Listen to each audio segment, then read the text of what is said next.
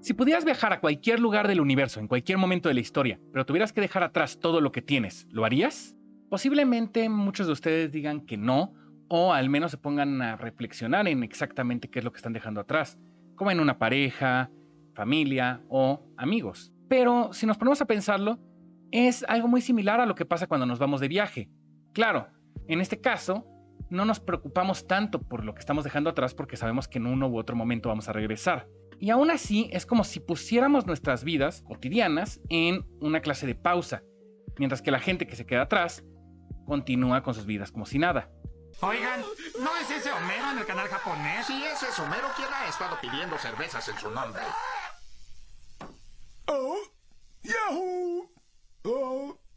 ¡Bola de babosos! Y precisamente este tema del viaje y lo que dejamos atrás es la base para el Isekai. El Isekai es básicamente un género en el que una o más personas se transportan a otro mundo que no es el suyo. Y en la mayoría de los casos este tipo de mundos son fantásticos o tienen algún tipo de sistema de magia, aunque ese no siempre es el caso. Y al hablar del Isekai, creo que la mayoría de nosotros pensamos automáticamente en algo como anime, manga o al menos algún tipo de literatura japonesa. Pero si vemos bien la definición, en realidad para que algo sea un Isekai, solo es necesario que una persona se transporte a otro mundo. Y eso hace que muchas obras que quizá no consideraríamos como parte del género sean, de hecho, un tipo de isekais. Por ejemplo, Alicia persigue a un conejo hasta que atraviesa un agujero y se transporta al País de las Maravillas. Y al igual que Alicia, en muchas ocasiones hay algún tipo de umbral que marca el paso al mundo fantástico. Incluso, si estiramos un poco la definición, podríamos ver algo similar en Doctor Who, en el que la TARDIS sirve como una clase de portal, o en Harry Potter, en el que, aun cuando Hogwarts está en el mundo real, para llegar a él necesitan atravesar este muro y entrar a una estación que está en otro tipo de plano. Y antes de continuar, sé que a algunos les parecerá raro que consideremos a Alicia en el País de las Maravillas como un tipo de isekai, pero no soy la primera persona que lo dice, e incluso hasta sale en la página de Wikipedia desde el término. Por otra parte, aunque hablé de un umbral, no siempre es necesario que exista uno en este género. Por ejemplo, en El Mago de Oz, Dorothy queda transportada a Oz a partir de un huracán. Lo curioso es que nuestra visión actual del isekai es muy distinta a lo que veíamos en obras anteriores, en las que los protagonistas siempre querían regresar a casa. Dorothy tiene incluso que recitar una clase de hechizo en el que dice que no hay lugar como el hogar para poder regresar a su casa. Y eso también se ve en muchos animes más viejos que pertenecen al género, sobre todo los que son de los 80s o 90s. En estos animes, casi siempre los personajes son invocados en contra de su voluntad al mundo fantástico para luchar en una guerra que no es suya, o entran en él por accidente y, en contra de lo que vemos con muchos animes modernos, lo primero que hacen es pensar en cómo diablos van a regresar a casa. Un poco en forma similar a lo que pasa en El Mago de Oz. Es decir, están buscando el camino hacia el hogar. En Las Guerreras Mágicas o Scaflowne, por ejemplo, los personajes se ven atrapados en ese otro mundo y simplemente adquieren el papel de guerreros porque es una clase de promesa que, al cumplir su misión, vayan a poder regresar a casa. Y aquí, de hecho, recuerdo un anime muy viejito y bastante raro que se llamaba Those Who Hunt Tales, en el que los tres protagonistas tenían que desnudar elfas para encontrar pedazos del círculo mágico que les iba a permitir el viaje de regreso. Y obviamente este es un tipo de anime ecchi. Por otra parte, un anime como Now and Then, Here and There es en el que el protagonista se ve también transportado a otro mundo y queda atrapado en él, pero no es exactamente el mundo más bonito, sino que es un mundo posapocalíptico del que por supuesto que quiere escapar, aunque siente una necesidad de ayudar a la persona por la que entró ahí sin querer. Pero más allá de estos ejemplos, uno de los casos más interesantes de este género es Digimon, porque aunque hay ciertos peligros en este nuevo mundo o el Digimundo, realmente los personajes empiezan a crear relaciones y a pasársela bien con los Digimons, pero nunca pierden la idea de que quieren regresar a casa. Y es curioso porque en el anime, de hecho, sí logran poder volver a casa, pero ya se ven tan involucrados en lo que está sucediendo en el Digimundo que en cierta forma ellos se ven obligados a resolver los problemas. Y no sé ustedes, pero cuando yo era chico, siempre me parecía tonto que lo primero que pensaban los personajes era que querían regresar a casa, precisamente, ¿no? Pero si recuerdan mi pregunta inicial, muchos de nosotros realmente sí pensaríamos 2 veces antes de abandonar todo lo que tenemos. Eso incluye relaciones, pero también tecnología. En el fondo, todas estas historias siguen hasta cierto punto el viaje del héroe en el que el protagonista va a un lugar desconocido y regresa cambiado, más inteligente o más fuerte.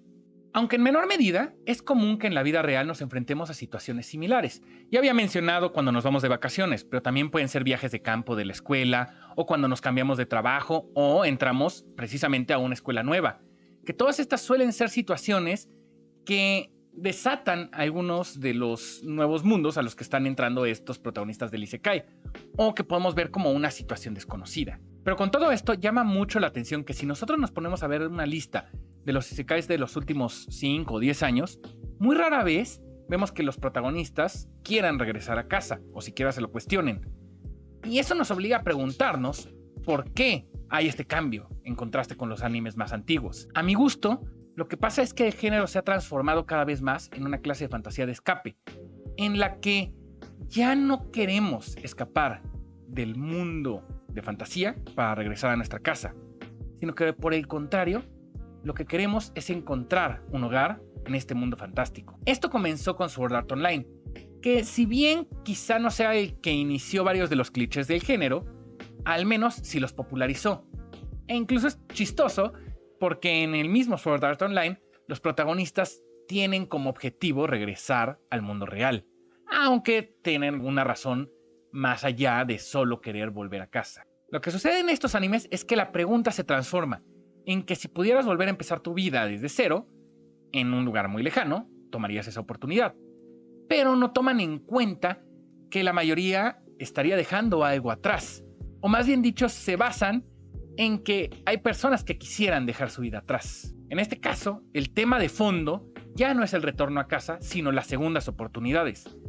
Los animes anteriores trataban de protagonistas que tenían amigos, familia y buena reputación en su mundo original, aunque podían crecer un poco más como personas. En cambio, estos nuevos isekais suelen hablar de personas recluidas, poco sociales o incluso de hikikomoris que ya no se atreven de salir a casa. En pocas palabras, alguien que quisiera otra oportunidad. Por esto mismo, el umbral que cruzan muchos de los personajes de estos últimos isekais es el umbral de hacia la muerte, que implica una imposibilidad de regresar al mundo actual o preocuparse siquiera por hacerlo. Esto ha llevado al meme de Trunk-kun, que es un camión que atropella a los personajes y los envía a el otro mundo.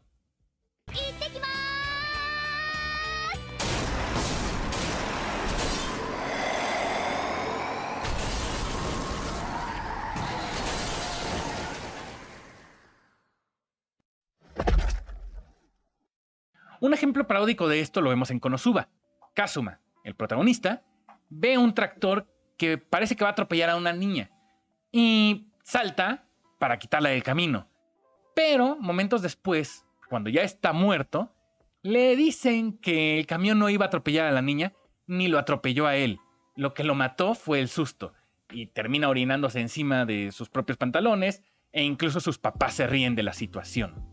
Pero aún así le dan una segunda oportunidad e incluso le ofrecen un poder especial para reiniciar su vida en el nuevo mundo. Aunque, como es una parodia, decide seleccionar algo que termine por causarle más problemas que ayuda, que es a la diosa Aqua. La cosa más inútil que pudo haber elegido. El caso es que mucho de lo que se parodia en Konosuba es lo que vemos en los isekais actuales, con los protagonistas que son especiales en el nuevo mundo y tienen un harem de chicas que se doblan por ellos. Otro ejemplo de este tipo de isekai moderno es el de Overlord, en el que Momonga, el protagonista, queda atrapado en el mundo de un videojuego y Es sumamente poderoso porque su personaje en el juego ya era de máximo nivel, pero aquí hay dos giros. El primero es que Momonga actuaba en su personaje como una de las personas malas y todos sus lacayos básicamente lo que quieren es conquistar el mundo. Muchos de ellos incluso llegan a ser más inteligentes que Momonga y no se dan cuenta de esto porque lo admiran demasiado como su creador. Lo segundo es que Momonga no se pone inmediatamente a buscar cómo regresar a su mundo original, pero sí se pone a buscar si alguien más quedó atrapado en este mundo del juego. Y a lo largo de la serie vemos lo importante que es este juego para Momonga. Era una persona, pues quizás sin muchas amistades, sin muchas relaciones, pero dentro del juego tenía a todos sus amigos más cercanos. Por eso le tiene tanto aprecio a sus lacayos. Básicamente, todos los miembros de su guild o grupo crearon a los distintos lacayos y ahora Momonga los ve un poco como el reflejo de sus antiguos compañeros y al mismo tiempo como sus pequeños hijos, ¿no? En otras palabras, Momonga adquiere al quedar atrapado en este mundo del videojuego una segunda oportunidad, una oportunidad de incluso actuar como su personaje. Y esto lo lleva a una forma metafórica, pero también literal, de cambiar su nombre de Momonga a Ainsungou, que era el nombre del guild. Y bueno, hay otras razones por las que lo hace, ¿no? Pero no me voy a meter demasiado en eso. Otro anime más que trata este tema es el de Re:Zero, en el que Subaru, el protagonista, es básicamente un hikikomori en su vida actual. Y en cuanto se ve transportado al nuevo mundo, se emociona y se pone a pensar bajo todos los clichés clásicos del género, en el que está esperando tener un poder especial o como que él va a ser el héroe o va a tener una misión ahí. Para no spoilear Re:Zero, voy a hablar solo del primer capítulo. Aquí vemos que después de que Subaru se ve transportado al nuevo mundo, tiene un diálogo con un vendedor de fruta y deambula por la ciudad hasta que conoce a una chica de cabello blanco que lo ayuda cuando le están golpeando unos maleantes. Subaru decide ayudarle a esta chica a encontrar algo que le robaron y a lo largo del día se va generando una amistad entre los dos.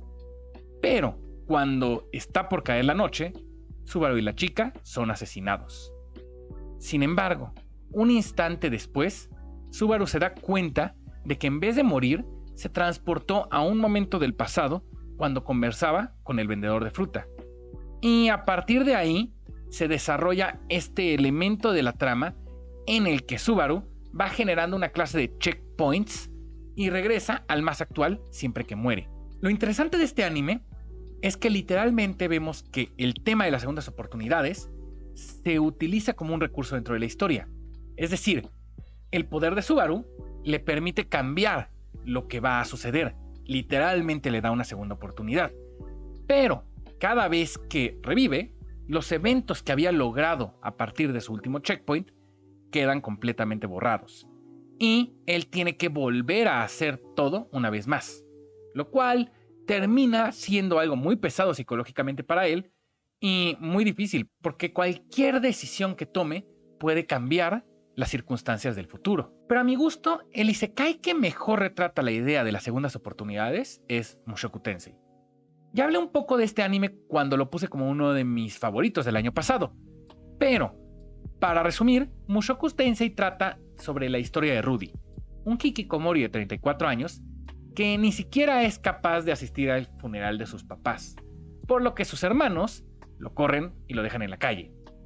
Mientras él deambula por la ciudad pensando qué va a hacer ahora, se da cuenta de que un camión se acerca y va a atropellar a unos chicos de secundaria. Él corre para poderle salvar la vida, pero el resultado no es muy favorable para él. Digamos que no queda muy bien después del camionazo. Inmediatamente se da cuenta de que hay voces que le hablan en un idioma que no conoce. La cuestión es que acaba de revivir en otro mundo.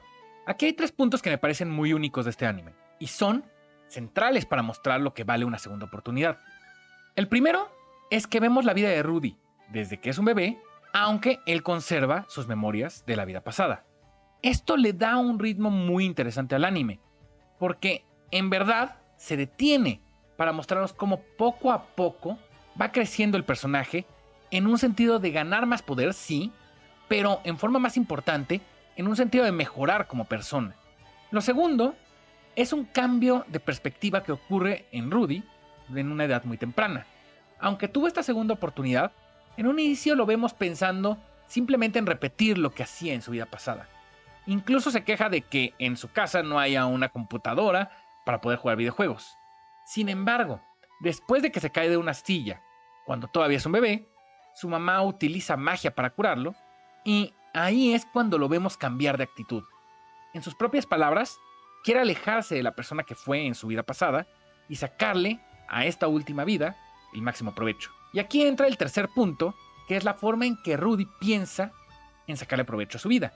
Realmente, lo que le interesa no es ser el más poderoso del mundo u obtener grandes riquezas, sino solo quiere vivir una vida tranquila, productiva y con buenas relaciones, que fue todo lo que no tuvo en su vida pasada. Esto es todavía más evidente cuando le pide a Paul, su papá, en el Nuevo Mundo, que pague la colegiatura de la universidad para él y para Sylphie, su mejor amiga. Pero Paul le dice que no tiene suficiente dinero, a lo que Rudy le contesta que en ese caso le ayuda a conseguir un trabajo para que él mismo pueda pagar las dos colegiaturas. Aún así, es muy llamativo que todo el tiempo Rudy vive con cierto trauma de su vida pasada e incluso llega a pensar que no ha cambiado verdaderamente nada, y eso lo lleva a exigirse todavía más. Por esta razón, se dedica en cuanto puede a aprender múltiples lenguajes, ejercita todos los días e incluso aprende a leer por su propia cuenta. Por otra parte, uno de los grandes traumas, que fue lo que lo llevó a convertirse en un hikikomori, fue el bullying que le hicieron en la escuela. Y es muy padre ver cómo gracias a las relaciones que empieza a formar en este nuevo mundo, logra superar ese trauma, al menos en parte. E incluso llega a defender a Sylphie cuando ve que le están haciendo bullying a ella, y así se hacen amigos.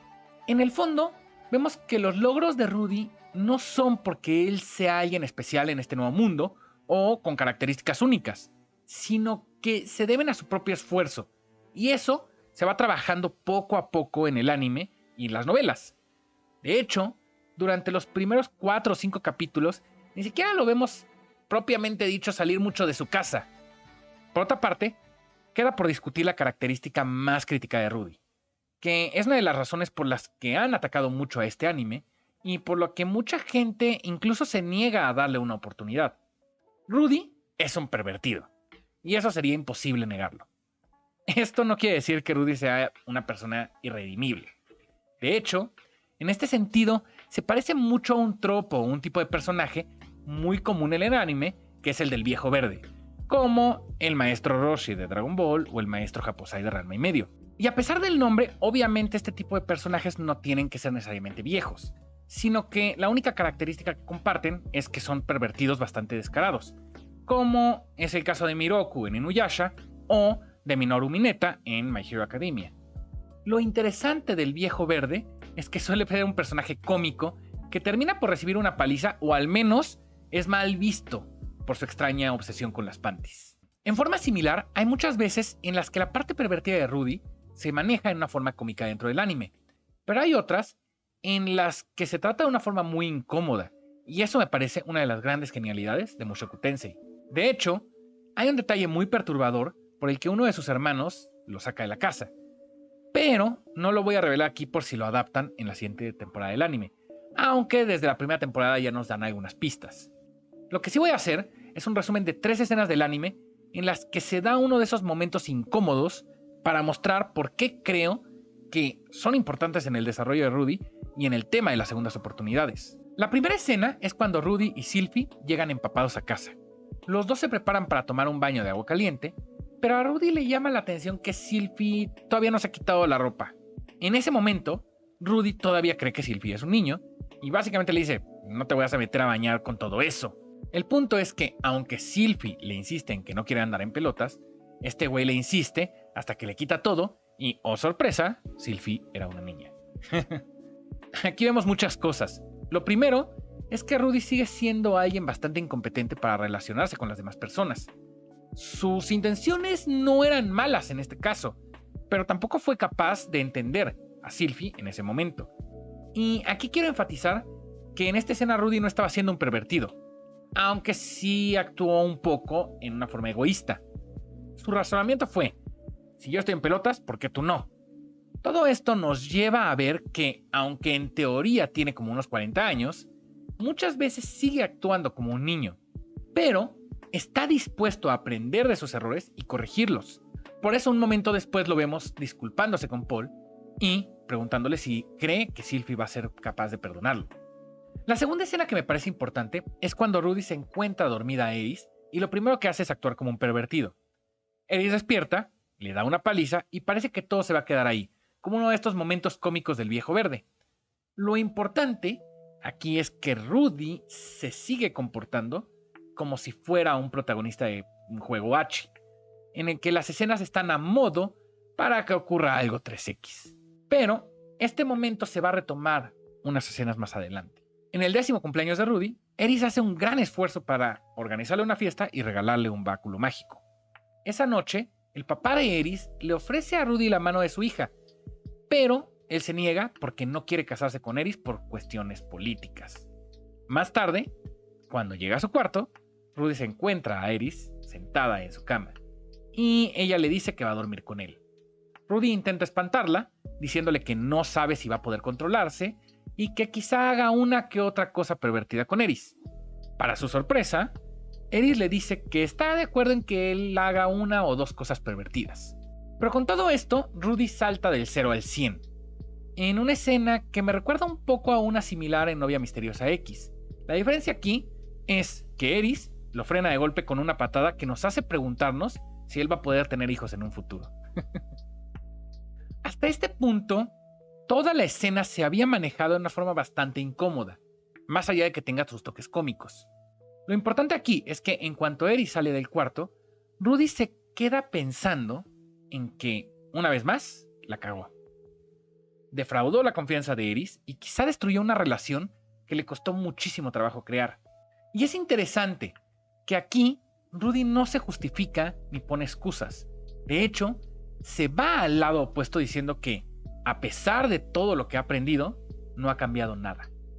Y, cuando tiene la oportunidad, se disculpa con Eris en una forma muy sincera. Aquí hay un reflejo a la escena de Sylvie, en la que Rudy se ve obligado a enfrentarse con las consecuencias de sus actos.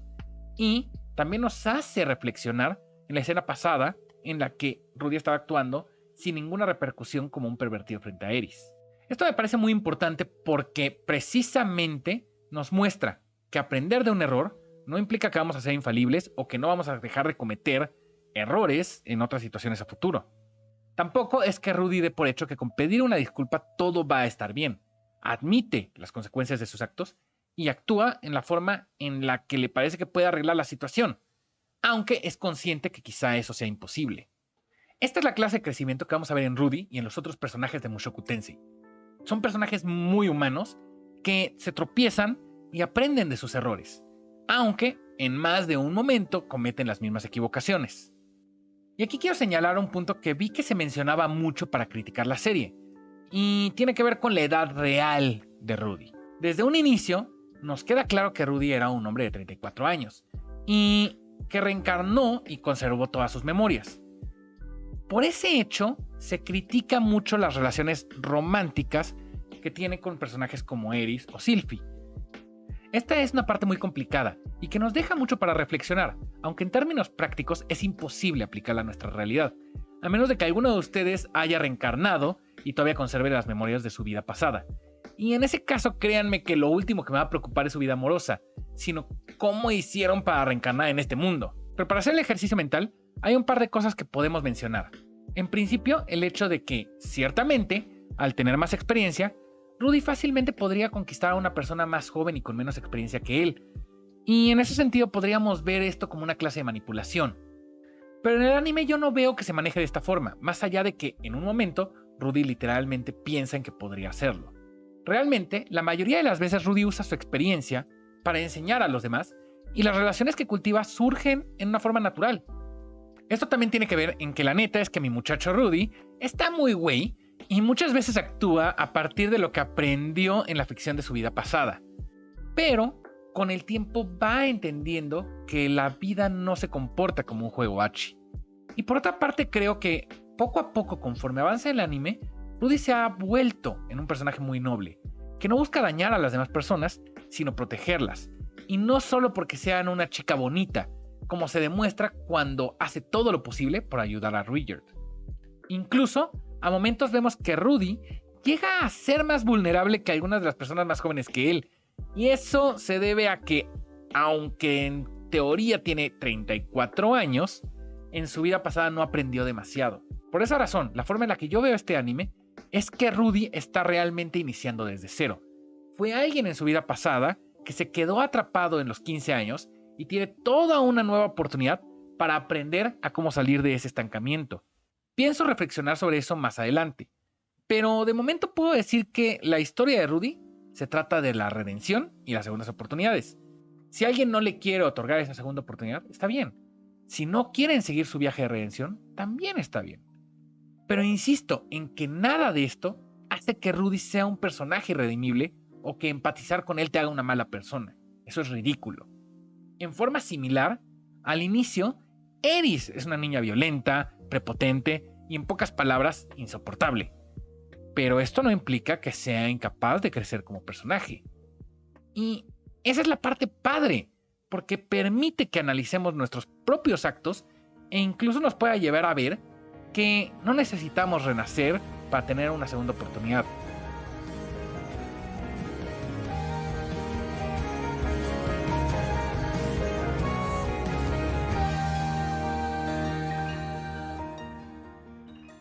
¿Y ustedes creen que Rudy es un personaje irredimible? ¿Qué harían si tuvieran una segunda oportunidad?